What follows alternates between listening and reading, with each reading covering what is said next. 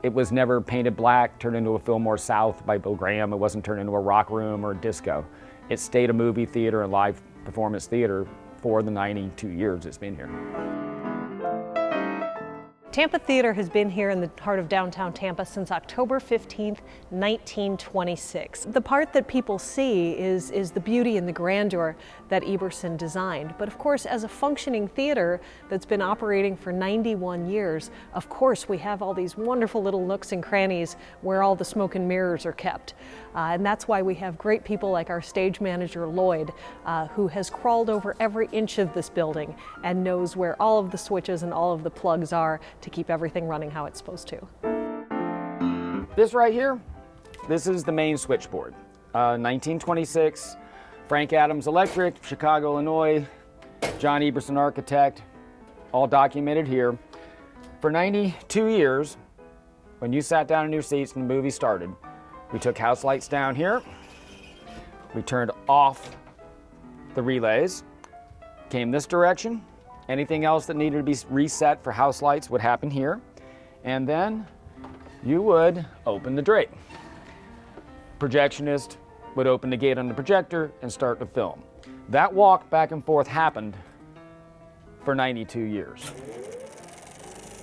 Beyond its incredible architecture, beyond the fact that we still have most of our original fixtures and furniture and everything else that makes this a very authentic piece of 1920s history, there are a couple of other elements to the building that really make it special, really make it stand out, not only here in Florida, but literally in the world when compared to other historic theaters.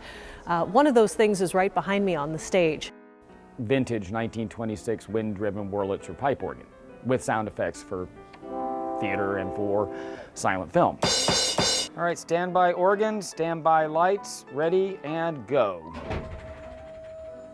A hole in the stage, an organ console, and a scissor lift, and a really cool reveal. Simple tricks. Now back in the 20s, of course, movies were silent. The first talkie didn't come around until 1927, but actually we didn't get our first talkie as a Paramount Theater until 1929. So for the first 3 years we existed, we had a 21-piece orchestra that would accompany the films, and then this mighty Wurlitzer theater organ that if we didn't want to bring in the whole orchestra, we could bring in one musician who could play that entire film. So we total about 1,400 organ pipes right now. And they're actually concealed behind the walls. If you can see those false balconies, each of those is an organ chamber where all of those pipes are housed.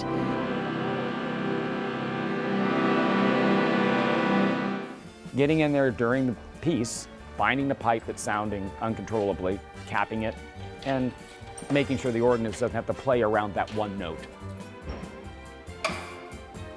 Welcome to the stage left, house right organ chamber. This is where the noise-makey stuff is. The console downstairs basically opens and closes valves under each of these pipes, and the pipe will sound. This is where the noise comes from. There's shutters. Back here, they're open and closed to control volume. Right now, they're shut, and this is all the sound will be stuck in here with us if we're playing. It gets pretty loud in here.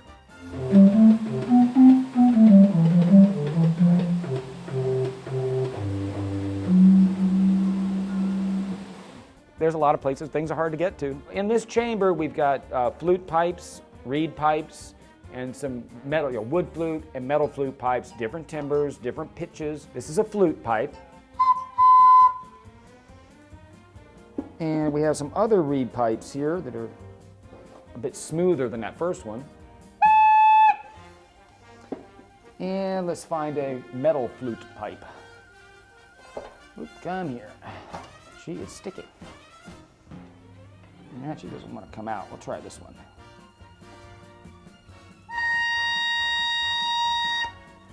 We also have effects. And these are all triggered off of the Wurlitzer console.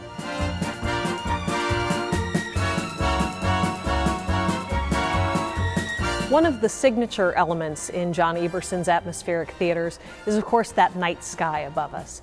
So when you come see a movie at Tampa Theater, it really feels like you're sitting outdoors in a Mediterranean courtyard with twinkling stars overhead. People ask us all the time, how do you change the light bulbs? How in the world do you get up to those stars when one of them burns out?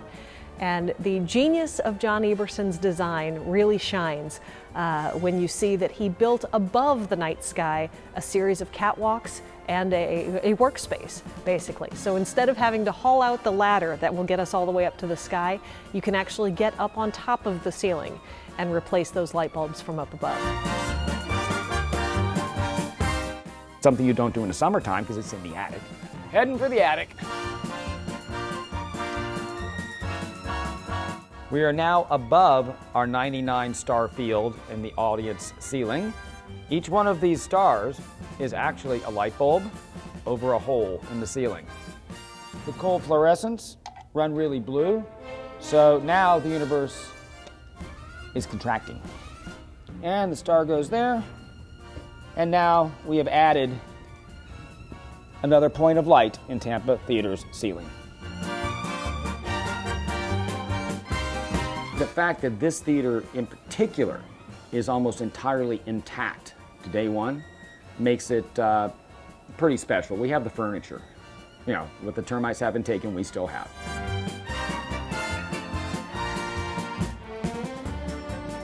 Hopefully you've enjoyed this special behind-the-scenes look at Tampa Theater and learning some of the secrets that make us the most beautiful and incredible movie palace in downtown Tampa, maybe in the world. But there's really only one way to see Tampa Theater, and that's in person. So check out our website at tampatheater.org for a full list of first-run films, classic movies, live shows, all kinds of special events, and we'll hope to see you here soon.